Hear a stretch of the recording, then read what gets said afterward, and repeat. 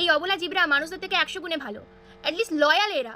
দুটো বিস্কিট খাইয়ে দেখো, রাত্রেবেলা যখন তুমি একা একা আসবে, কেউ থাকুক আর না থাকুক, এরা তোমার পেছনে অবশ্যই আসবে। হ্যাঁ, অনেকে কুকুর পছন্দ করে না, ভয় পায়, স্বাভাবিক, সবাই সবকিছু ভালোবাসতে পারে না, কিন্তু তার মানে এই না যে ওদেরকে তুলেই একেবারে সোসাইটি থেকে বাদ দিয়ে দাও।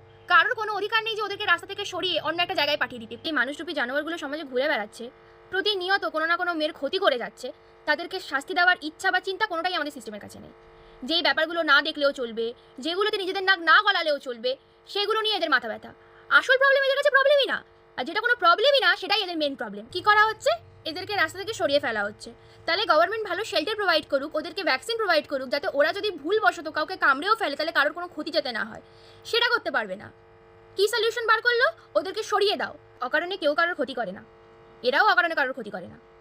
নিশ্চয়ই কোনো মানুষই এদেরকে আগে হার্ট করেছে, যাদের জন্য এরা মানুষদেরকে ভরসা করতে পারেনি, তাই জন্য হয়তো কামড়ে দিয়েছে। কিন্তু যেই সব মানুষগুলো অকারণে মানুষের ক্ষতি করে যাচ্ছে, অকারণে একটা মেয়ের জীবন শেষ করে দিচ্ছে, একটা নিরীহ মেয়েকে মেরে ফেলছে, কারো চাকরি খেয়ে নিচ্ছে, তাদেরকে গিয়ে ধরুন প্লিজ। যেটা সত্যি আসল প্রবলেম সেটাতে দৃষ্টিপাত করুন। চোর, রেপিস্ট কাউকে ধরতে পারছে না, কাদেরকে ধরছে? এই নিরীহ প্রাণগুলোকে। কেন? এরা মানুষদেরকে কামড়াচ্ছে তাই জন্য। আরে যারা রিয়েল লাইফে মানুষের জীবনটা নষ্ট করে দিচ্ছে, একটা মেয়ের জীবন নষ্ট করে দিচ্ছে, তাদেরকে গিয়ে ধরুন।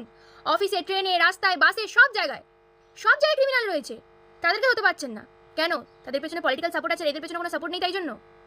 আমার কি সবারই এটাই মনে হচ্ছে যে এটা কোনো কারণ ছিল না, যেটা নিয়ে এত বড় একটা ডিসিশন শোনানোর কোনো দরকার ছিল। যেটা নিয়ে ডিসিশন শোনানোর দরকার সেটা শোনান, কাজে লাগবে। সত্যি সত্যি যদি ইন্ডিয়ার সিটিজেনদের কথা ভাবতে হয়, তাহলে সত্যি মেন প্রবলেমগুলোর দিকে তাকান, আর মেন প্রবলেমগুলো নিয়ে ভাবুন। এসব ফালতু কারণ নিয়ে ভাবার কোনো প্রয়োজন নেই। আর ওদের পাশে কেউ নেই এটা ভাবার ভুলটা করবেন না, আমরা আছি।